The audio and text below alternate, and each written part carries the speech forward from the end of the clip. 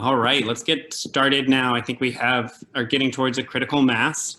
It's great to see everybody. My name is Anthony. I am with Mayor Pete's team over at Win the Era. I want to thank everybody tonight for joining. It's been a pretty extraordinary response following the declaration of the runoff election. Team Pete jumped in and activated real quickly. Last week we had a great event with Reverend Warnock, and this week we're thrilled to have an event with John Ossoff and Mayor Pete tonight. I will be moderating and helping us move along. So if you have questions, please chat them in the chat box or the Q&A function, and we'll make sure to get to those throughout the event. And we'll get going now. No time like the present to get going. So first I'm going to turn it over to Mayor Pete to get us started. Thanks, Mayor.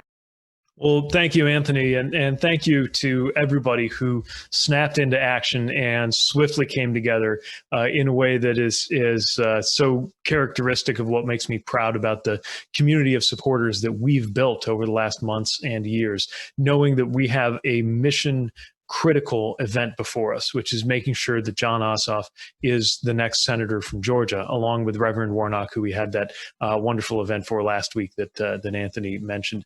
So to all of you, especially knowing just how much so many of you have done over the course of this year, always holding out that November date as the date that we could finally breathe and know exactly what was ahead of us, to know that there is this 10th inning right now that we've got to succeed in. It just means so much to me, and is going to mean so much to this effort that you have mobilized swiftly. And I'm so glad that we're doing it for a candidate like John Ossoff. It's one thing to correctly note that the simple fact of getting a Democrat elected from Georgia is imperative since the balance of the Senate is at stake. But you also have in John someone who I think really reflects so many of the qualities that I know our community of supporters has celebrated and looked out for. He represents generational leadership at a time when the country and, let's be honest, a body like the U.S. Senate could really benefit from that. He also has a way of communicating that is extremely effective and important at a moment like this. A lot was made about some of my TV appearances in the last few weeks of the presidential campaign. By the same token, I was watching very closely what John was doing, especially if you had a chance to see any of the footage of his debate with Senator Perdue, as he elegantly, calmly, and confidently frankly gutted the arguments that the senator was making and exposed him for what he is. You'll understand why the senator is now afraid to participate in another debate, which is really a credit to the skills that are not only helping make sure that John is competitive, but will make him such an important voice for the things we believe in when he's on the floor of the Senate.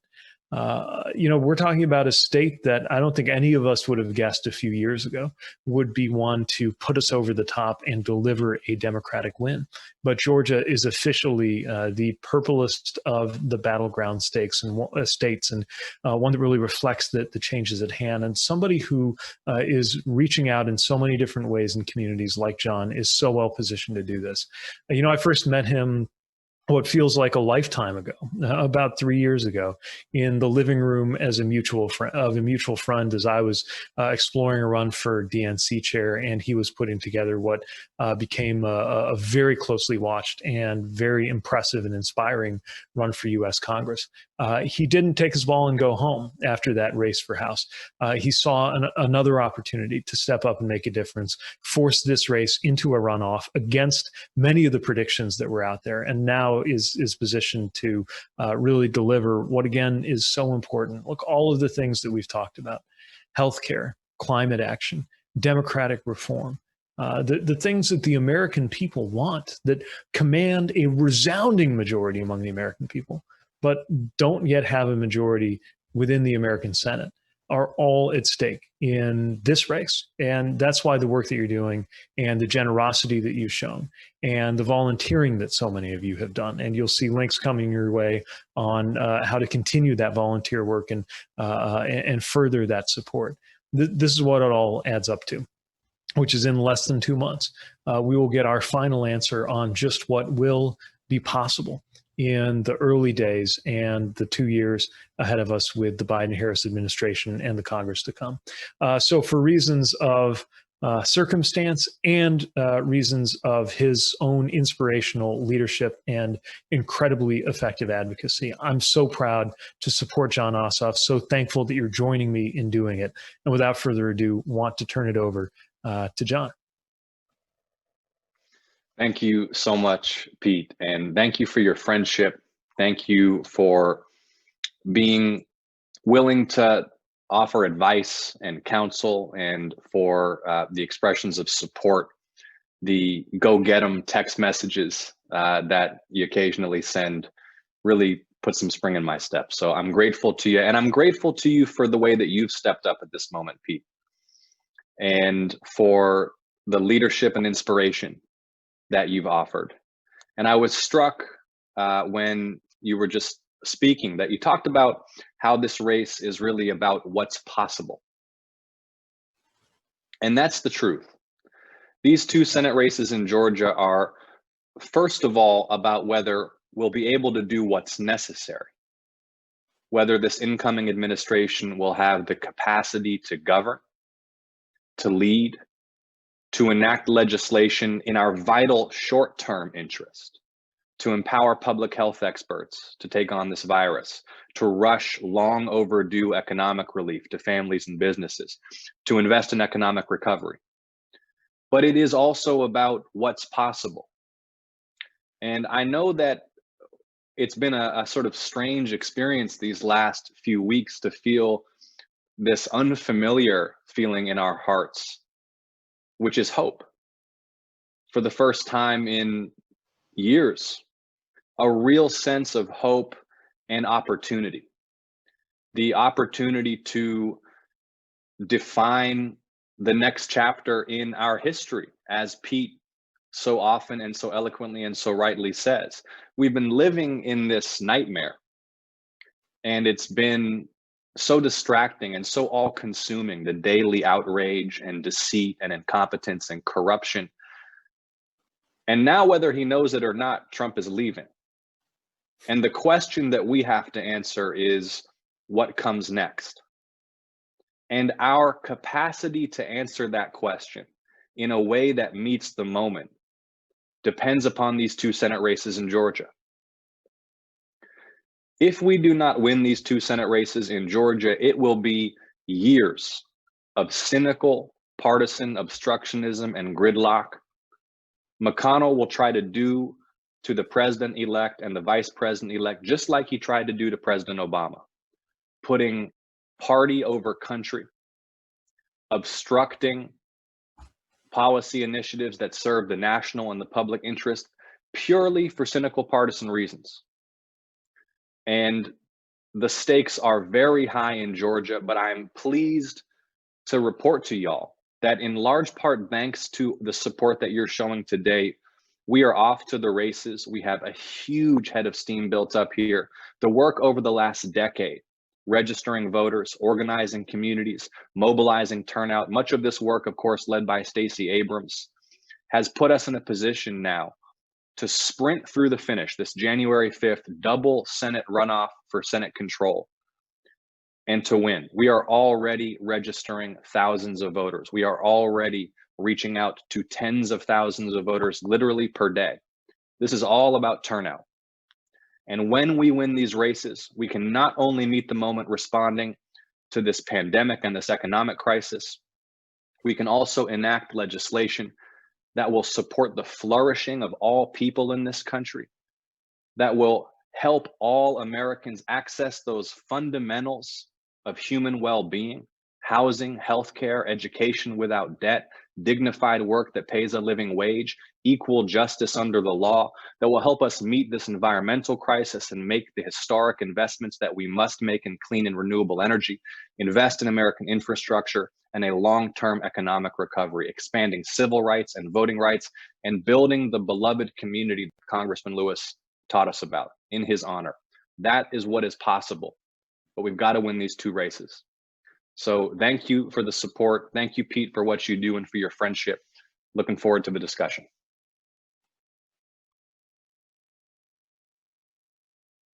Great.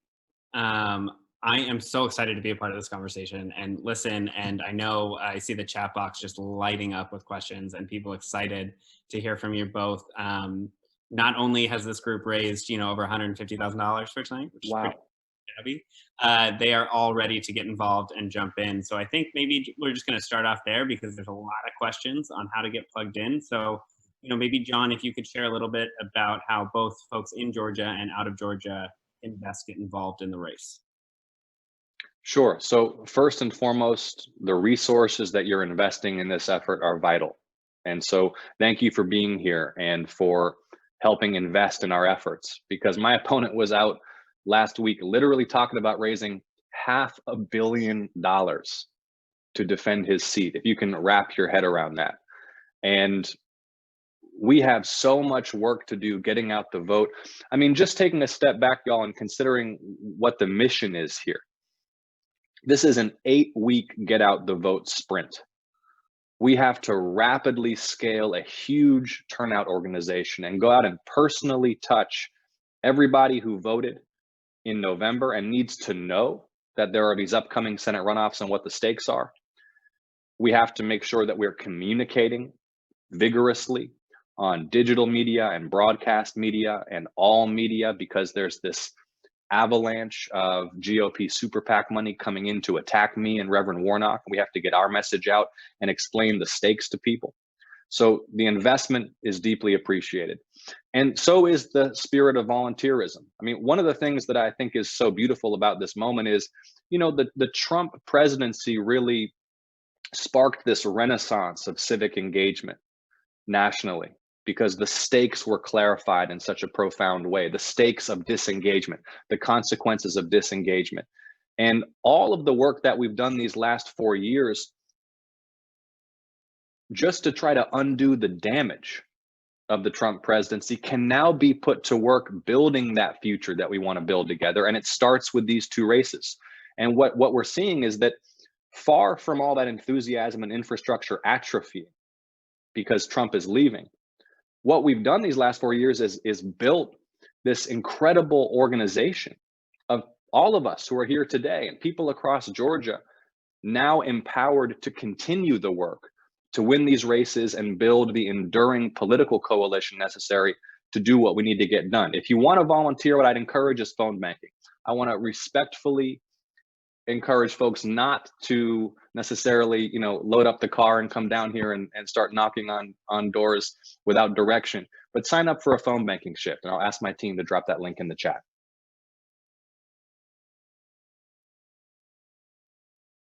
That's fantastic. I think we got a lot of engaged, excited people. So they will avoid the cars and they will get on the phones and write some postcards and do all of that. And we'll make sure that the link is there. I think one really interesting question that I personally, and I think it's come in a few places, that I'd love to hear from you both. I think we all lost a giant this year with Congressman Lewis. And I think, he's in all of our hearts as we obviously looked at November 3rd and kind of move forward. And I'd love to hear from both of you, what you learned from him. I know you both spent some time with him. So would love to hear that. Maybe Mary, you want to start off? Yeah, John Lewis was a huge influence going back to when I saw him speak as a college student. He'd won the Profile and Courage Award that the John F. Kennedy Library gave out, maybe in 2002 or around then.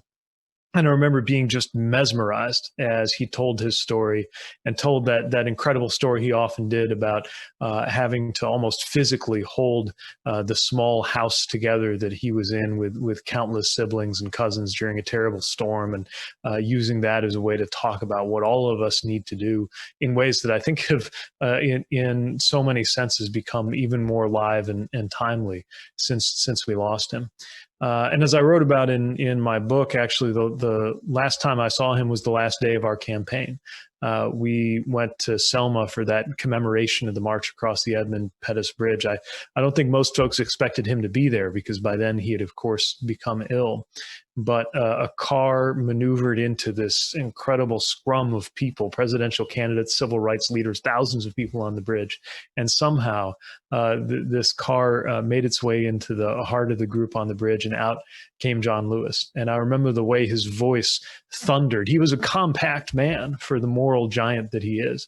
But even then, his voice just carried across all of us on the bridge. I remember tears streaming down my face as he talked about believing that he was going to die on that bridge, and then giving us all that call to action, saying that we had to use the vote as a non-violent instrument or tool to redeem the soul of this nation. He understood the relationship between some of the deepest moral issues at stake in the life of the republic and the immediate step each one of us is empowered with, that hard fought right and ability to go out and use that vote. And it is, I think, very much on all of our minds and not lost on us that he comes from the heart of Georgia. And one more reason why there is such powerful resonance to the idea, not only that the presidential election, but really the balance of the Senate has come down to Georgia in this way.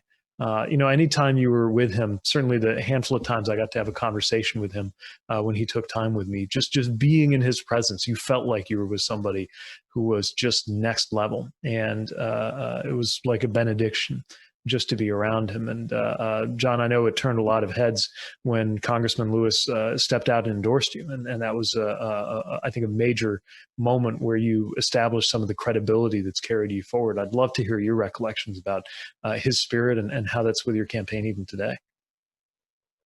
Yeah, thank you, Pete. In so many ways, sort of the journey that took me to this point began with Congressman Lewis, because I was just like a 5'4", 15-year-old history nerd with no real interest in politics or government when I read his memoir, Walking with the Wind, which I actually have right here. And this book changed my life because he was my congressman at the time. And the account of his leadership in the civil rights movement at 22, 23 years old, and not just, of course, the famous march across the Edmund Pettus Bridge, but just the extraordinary risks that he took as a freedom rider, and all of the sacrifice and all of the wisdom leading a nonviolent civil disobedience campaign as a young man from the South in his early 20s. It just moved me so profoundly, but I wrote him a letter asking if I could learn from him or work from him or meet with him or have some kind of time to just ask him questions I had about the book. And I was so captivated and inspired by his story. And this is the kind of guy that he was, and you know this, Pete, having spent some time with him, is he not only wrote back, which was already above and beyond, but he invited me to come and spend a few months working for him. Wow. And that was the experience as a very, very young man that changed my life. And he really guided my professional development and my career and became a mentor of mine. And I think one of the beautiful things about this moment in Georgia that kind of brings it all full circle is, I remember the first time I ever sat down and had lunch with John Lewis. The story he wanted to tell me was about marching alongside rabbis and Jewish activists who were allies in the mid-1960s in that effort. Because as a Jewish American in Georgia, he really wanted to and was always concerned about relations between the Black community and the Jewish community, making sure that history of cooperation and collaboration and allyship was intact and nurtured. And that's what he wanted to talk about the first time we ever got a meal. And now in Georgia, in these two Senate races, you've got the young Jewish son of an immigrant mentored by Congressman Lewis challenging David Perdue. And you've got the senior pastor at Ebenezer Baptist Church, a Black preacher who holds the same pulpit that Dr. King did, also mentored by Congressman Lewis, because Reverend Warnock not only pastored Congressman Lewis, he also learned from him, running together as a ticket in 2 U.S. Senate runoffs for control of the U.S. Senate. And I got to think that Congressman Lewis is looking down on that and smiling because he's known both me and the Reverend for so long. And it also is just a clarification of where Georgia is and how far Georgia has come and how far the South has come and how far the country has come and how much further we can still go together to make all the ideals that Congressman Lewis fought for real in our times, in our lives, in our country. Thank you so much, both of you. I think hearing you both talk about such a legend and source of inspiration in our party from a previous generation, it's hard not to see, as people in the chat have been mentioning, that we're looking at kind of the next generation of the Democratic Party. We're looking at some pretty inspirational young leaders right here on this call tonight. I would love to hear from you both, what it means as far as to be mayor. You were one of the youngest people ever to win a presidential primary or caucus, and John, you're one of the youngest people running for the U.S. Senate right now. What does that mean? How does that help you win? How does that help us govern in the future? All of the above. I'd love to hear your thoughts on that, Mayor, if you want to start us off. Yeah, one of the things that was so just inspiring and motivating in the course of our campaign was the way that people of different generations embraced the idea of a new generation stepping forward to lead. It was young people who were seeing themselves reflected in a new way in a political campaign, but it was also people my grandparents' age who loved the idea of passing the torch and see politics mostly in terms of the opportunities that it'll create for grandkids and grandkids that they love so much. And that sense of an intergenerational alliance was something that I think created a lot of the early energy for the work that we were doing. As you know, I often enjoyed talking about my plans for retiring in the 2050s when I would reach the current age of the current president, and what we would need to do in the early 2020s in order to be able to say by the 2050s that we had done credit to our generation, and indeed that we'd made a safe and healthy and prosperous life possible by mid-century. And I remember being called to account by people not even old enough to vote, who were telling me about how they would be thinking about things in the 2050s and seeing whether those of us taking charge had done right by them before it was too late or not. I'm more convinced than ever about what the 2020s are going to mean in terms of the future trajectory of this country, and excited about the possibility of perhaps, maybe, if we get this right now in these next months and years, living to see the U.S. present to the world something it's not yet seen, which is a truly, fully multiracial, pluralistic, large-scale, authentic democracy. That would be as big a contribution to humanity as 1776 was, maybe bigger in some ways. Whether we get there really depends on a lot of choices that we're running out of time to make. This is part of what's at stake in the Senate.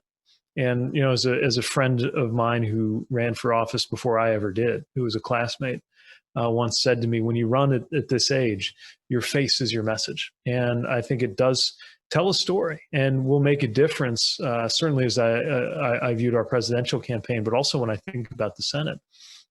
It's just a little bit different on an issue like climate or an issue like anti-corruption to have to look into the eyes of somebody whose future depends on whether we solve these problems right now as a colleague, not only as a constituent. And it's one of the reasons I'm really excited about this race.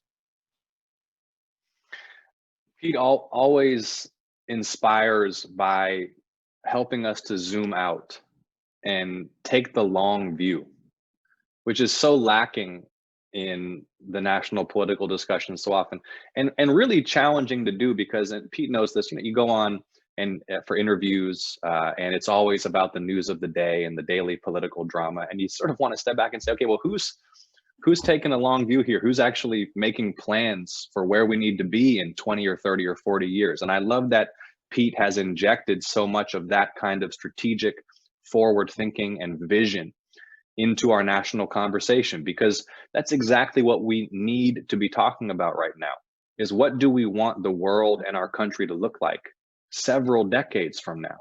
What challenges must we overcome to make sure that young people who are growing up in the 2040s and 2050s and 2060s have a clean, beautiful, habitable planet, have functioning democratic institutions that are not destroyed and distorted by political corruption, have access to those basic conditions of human flourishing I was just talking about, like healthcare and housing and education and work and equal justice. I mean, I really feel so excited about what's possible. We've been so head down on Trump for 4 years, but we can take that broader view now and really chart a course for a much brighter future over the long run. And we have to do these things because the risks to humanity and to our country remain very significant, whether it's the deteriorating condition of our natural environment, the proliferation of nuclear weapons as our international institutions that maintain peace atrophy, the continued rise of authoritarian political movements around the world. We can't take for granted that democratic principles and ideals will remain ascendant. We have to exercise leadership by example and with our thoughts and deeds and words to ensure that that's the case. I run a business that produces investigations of war crimes and political corruption and organized crime for international news organizations. And it was a year and a half ago, we had completed a long-term investigation of corruption in international sports. Among the targets of that investigation was a very powerful figure in international soccer. And he had been filmed by our undercover reporters taking tens of thousands of dollars in bribes, offering to fix very high-profile soccer matches, offering millions of dollars in infrastructure projects from corrupt politicians in exchange for cash. And after we aired that work, one of my colleagues, Ahmed Hussein Swaleh in Ghana, was gunned down in broad daylight in the street in retaliation for doing his work as a reporter. And I remember at that moment, this was a year and a half, 2 years ago, thinking, if the United States no longer stands for press freedom and for these basic democratic principles, then who will? Because I didn't feel at that moment that I could even look to my own country to condemn this act and set the example while we had a president who was demonizing the free press here. We have to make sure that the United States lives up to those ideals that we proclaim and claim. And we have to make sure that we are investing in those conditions of human flourishing for our own people and doing that work now. And I'm excited, Pete, to work with you, I hope, for years to come to achieve that, because our potential is limitless, but we do face corruption and dysfunction and gridlock and all kinds of obstacles. And we're going to have to keep working together to get this done. Absolutely. Fantastic. I think that actually Marcy Geller has a question that I think that your point leads right into, John. You know, with such divisiveness in our political culture and the pandemic right now,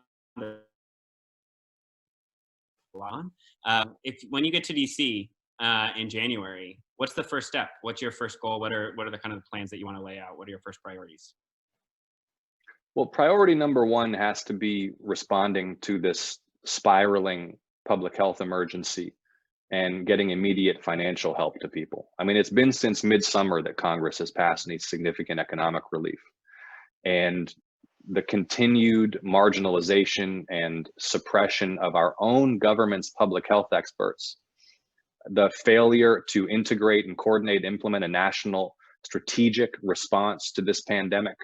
You know, I really believe, sadly, looking at what's unfolding right now and the rate of spread and the rate of increase in hospitalizations and the increasing death rate, that the next 8 weeks are going to be among the darkest in recent American history.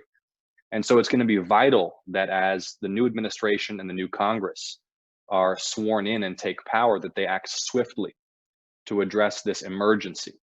I think that the question about division in politics and partisanship is a broader one that requires us to take a broader view. I mean, there are so many different structural factors driving this. The way that gerrymandering has meant most of Congress is only accountable to the party bases and primaries, the way that the Citizens United decision has opened the floodgates for limitless spending on attack ads so that so much money is spent demonizing political adversaries, the way that we've underinvested in independent public interest journalism so that corporate media who have a financial incentive in generating outrage and producing and distributing content that appeals to narrow ideological bases has really diminished our ability to understand what's actually happening in the world and to find some common ground and shared sense of reality. All of that has to be confronted, and we need leaders who bring a spirit of reconciliation and who exemplify those ideals. Congressman Lewis, if you ever heard him speak, he always reminded us we're all brothers and sisters. We all live in one American house. We all live in one world house. He always appealed to us to remember that we rise or we fall together. And that spirit has been missing in American politics for some time. I would love to hear from Pete on this, because Pete, I always appreciate your insights when we talk about the divisive nature of politics and what we can do to bring people together. Well, as you, I think, have clearly given voice to, first of all, there are the values that unite us as Americans, the things that you've worked on professionally around anti-corruption and press freedom. These are also some of the things that define us as a country, and that moral character is something that nations as well as people have, and is part of what's at stake right now. And the departure of this president is not the end of the concern. As you said, if America can't stand for things like press freedom and democracy, that's not just bad news for America, that's bad news for democracy around the world. The other side of it is, of course, what we can deliver in very concrete terms. Georgians, Americans need to know that we are here to make sure that there is relief from this pandemic, that we're going to make sure they get a raise, that we're going to provide affordable childcare and healthcare solutions, that family leave is something people ought to have here in the United States like they enjoy in the rest of the developed world. We have so much more to offer than what is coming from the other side, the negativity, the conspiracy, the division. And what's so important and so inspiring, I think, about the things that we have a chance to deliver that I know you'll be working on from day one in the Senate are the things that will improve lives for everybody. It is one of the best and quickest and most important things we can do for racial justice is to make sure that there is economic justice. As we confront racial and economic inequality in this country, we wind up finding that some of the worst things swirling around America's national environment are less likely to land and take root. Politics of blame finds more fertile ground when there's a lot for people to be assigning blame about, when people see failure in the ability of America, the greatest country in the world, to provide a sense of security, a sense of confidence, a sense of prosperity for everybody. These aren't just things that happen. They're the result of policy choices. And we have a chance to make better policy choices from day one. And that's part of why I think that there's such a concrete level of what's at stake here that deserves to be given voice, that I know you and the Reverend, and I hope our whole party will be speaking to at a moment like this. To me, it's of a piece with our highest values and needs to be expressed in ways that every voter knows that they have something very personal riding on what's about to happen in these votes. Fantastic. I think one question that I've seen come through, and I think both Mayor and John, you can both speak to this. We saw a lot of success in the primary or in the election this year with of Joe Biden, with the Avengers, quote unquote, coming together, where all the former candidates and everybody kind of led the way and came together. So Pete, it'd be great to hear you kind of talk about how they're going to help in Georgia. And John, I think a lot of people are really curious about how you and the Reverend are working together, your own two, our two Democratic superheroes down in Georgia. So yeah, if there was ever a time for our team to snap into action, it's now. And I can see in the chat box that folks are being thoughtful, and so are the campaigns about how to do this right. There are things that you want to do and things you don't want to do when you're trying to help across state lines. But that's exactly why the campaign, the Ossoff campaign, which is also coordinating, as Hill described so effectively, I think, with the Warnock campaign, they know how to put you to work. And if you're willing to take a volunteer gear shift, and that link should come right up again in the chat shortly. Hope you'll do it, because at the end of the day, for all the complication and the expense and the elaborate nature of political campaigns, they come down to something abundantly simple. You got to make sure more people come out and vote for you than the other one. And a lot of that's calling them up and asking them. I mean, it really can be that simple. And there's such power in that. And, from around the country, we can all do our part to be a voice and they will, again, coach you and advise you. If you're not in the habit of doing remote phone banking, they can show you exactly how to hit the right notes and do it in a way that's respectful of the different communities that we're reaching out to. And the other thing is, of course, to double down on your financial contribution, because as you have seen, if you didn't already know it, John is a very compelling individual and figure who speaks with a kind of clarity that will motivate people to vote for him as they get to know him. But he doesn't get to personally contact every voter. And the resources here, both for inoculating people against the negativity and the attack ads that the National Republican Party is going to be thumping the state of Georgia with over the next 2 months, to making sure that we are able to effectively communicate how Georgians' lives will improve when we have the right kind of representation. And also making sure that it's understood that in this case, with what this Senate GOP has become, divided government is not a recipe for balance, it's a recipe for paralysis. This is a powerful message, and we need to get it in front of as many people in as many ways as possible. And that's what the financial resources you've generously contributed to tonight make possible. You can do it from anywhere, as long as you're a US citizen. And so it is an Avengers moment where we all team up and help out. And you've generously done it already. If you're able to do a little more, I hope that you will. Because that just might make the difference. Pete, we're still going to get you down here, though. I'm gonna text you some dates, and you got to check your calendar, and we'll see if we can make it happen. And as Mayor Pete said, please do sign up for a phone bank shift. My team really knows how to make sure that, first of all, the experience is enjoyable and rewarding for you, and that it's productive. And what you're doing when you're calling folks is empowering them to participate. Because half the battle here is just making sure that enough people know that there's these 2 runoffs coming up, and where, when, and how they can participate in them. It's an unusual time to hold an election. A lot of folks just got through the presidential. They were bombarded by all the advertising for months. They're, in many cases, breathing a sigh of relief at the outcome, and they're ready to come out and vote again, but they just need to hear from us and be reminded of exactly how to request their mail ballot and where to make a plan to vote early and what the details are on election day. So please do be a part of it and help us make history here. And as for working with Reverend Warnock, we're working very closely together. We call and text all the time. Our staffs are in hourly contact. We just held a joint rally yesterday in Cobb County, and we'll be looking for more opportunities to collaborate and get the message out and give folks some more hope that there's the possibility of real relief coming. I want to just come back to it. I keep coming back to it. I mean, so many families are about to spend Thanksgiving without loved ones. There is such a visceral, and I just hear it all the time speaking to people across the state, a visceral longing for some restoration of normalcy to daily life. And all of the burdens and stress that this moment have added to the lives of working people who already stressed out by just the demands of normal times. We can put an end to it. We can relieve a lot of this suffering.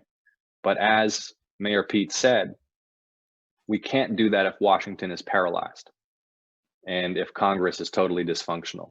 So there are hundreds of thousands of lives and millions of jobs and livelihoods and homes hanging in the balance here. We feel a real sense of obligation to deliver for our state and for the country. And your help making phone calls, chipping in a few bucks, deeply appreciated. Fantastic. Thank you so much, John. So before I just want to say a couple of things. I want to say thank you to Team Pete again. Amazing response for this event. Spun up real quickly. We put you to work and you always deliver. So really grateful for everyone that joined. And I know I've been getting text messages and see the chat. It's crazy. People are really pumped about this. John, since we're introducing you to Team Pete here, I think Team Pete has a lot of friends down in Georgia. Some of them are in Georgia. Some of them are out state. What's your elevator pitch for them so they know they're going to get off this event tonight and they're going to call their friends down in Georgia? What do you want them to tell their people? Obviously to vote for you, but why and how they can get involved. That the hope that we've been feeling for the last few weeks can only be manifest as real progress with victory here. And that the pain of this moment and the threat to human health and prosperity in our country, which is acute and immediate right now, which requires a focused and competent response that is evidence-based, that is led by medical experts, that can relieve a lot of a short-term economic pain, that requires victory in these 2 Senate runoffs. I mean, this is not about, and I know it's almost become cliche to speak like this at this point, but this is not about control of the Senate for its own sake. This is about the human consequences of elections. This is about the fact that pain and suffering will be averted and relieved swiftly if the president-elect is able to govern. But if our country is mired in gridlock, and that is what will happen if Mitch McConnell retains his gavel, then this crisis will continue to deepen and fester, and the divisions in our country will deepen and fester. Divided government right now, as Mayor Pete said, is a recipe for paralysis, which will prevent much of that necessary national healing. And I'll just close by saying, because I think that Mayor Pete made a really profound point about how much of the process of healing is about delivering. Leadership like Donald Trump's really only grows out of soil that's already been poisoned. Decades of corruption and government that has not been accountable to the needs of ordinary people have destroyed confidence in our institutions and in our system of government. That's when you get a right-wing demagogue rise to power who says he's going to tear it all down. That's how we came to this moment. Well, now we've turned the page on the Trump presidency. But if we're going to arrest this descent into deeper division and bring this country back together, government has to deliver real results for regular folks whose needs are not that complicated. It's those basics I was talking about at the beginning. The fundamentals of human flourishing are the same in every corner of my state, every state in the country, and every country in the world. Healthcare, housing, education, dignified work, and equal justice. It's not that complicated. The solutions are right in front of us. But to reach out and implement them, we have to win these 2 races. So please lend a hand. So grateful to you all. Mayor Pete, thank you so much. And I am gonna make sure that you get down here because we need you in Georgia. Sounds good. I can't wait to get down there in person and campaign at your side. And in the meantime, you've got a huge team at your side right now from around the country, as you know, as well as an amazing Georgia-based core of supporters from Win the Era.